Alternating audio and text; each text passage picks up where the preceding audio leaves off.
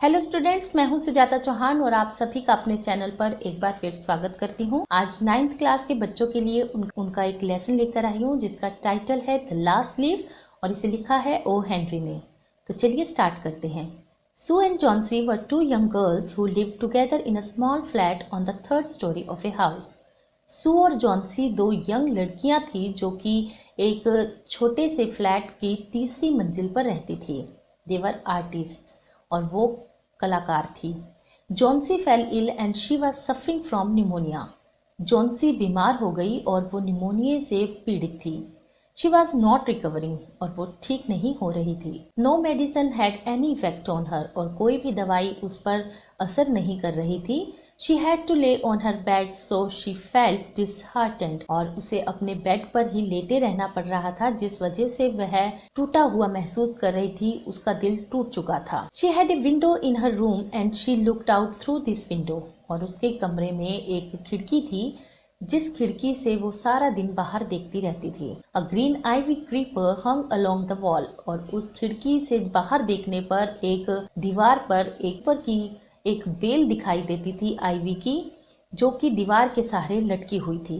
She had a strange feeling that she could not get well और Johnsy को बीमारी में लेटे लेटे ऐसी फीलिंग आने लगी थी कि वो अब कभी भी ठीक नहीं होगी। That's why she was convinced that she would die as soon as the last leaf fell। और इसी कारण वो ये मानने लगी थी कि जैसे ही इस आईवी क्रीपर की बेल जैसे इस बेल से पत्ते गिरेंगे वैसे वैसे वह अपने अंत के नजदीक पहुंचती रहेगी और जैसे ही आखिरी पत्ता इस बेल से गिरेगा वह भी मर जाएगी, उसकी मृत्यु भी हो जाएगी। So tried her best to keep Johnsy cheerful और सू जो कि उसकी साथ में रहने वाली लड़की है, जो उसकी फ्रेंड है, वो बहुत ही कोशिश करती है कि जॉन्सी को इन नेगेटिव थॉट से दूर बाहर निकाल सके, उसको खुश रख सके।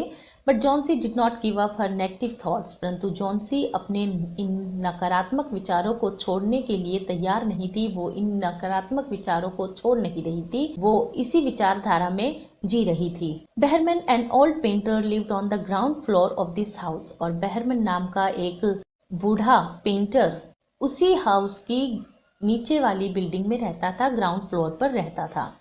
He had a dream to paint a masterpiece और उसका एक लक्ष्य था कि उसको अपने जीवन में एक मास्टरपीस बनाना है। Sue told her worries about Johnsy to him और सू ने जॉन्सी के बारे में अपनी चिंताएं बेहरमन के सामने व्यक्त की।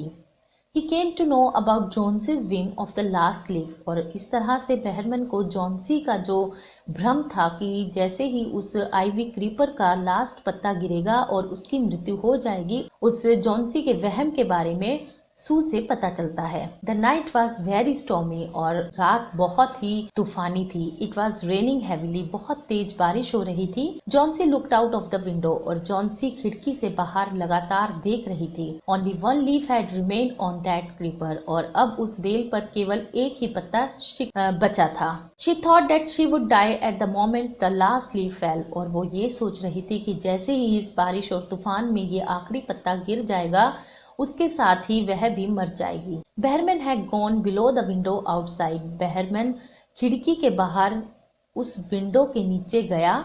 It was bitter cold at night और उस रात बहुत ज्यादा ठंड थी। He took a brush, paint and stair to paint the green leaf on the front wall और वह अपने साथ ब्रश, पेंट और एक सीढ़ी ले गया ताकि वो वहां पर उस दीवार पर एक ग्रीन रंग का पत्ता पेंट कर सके।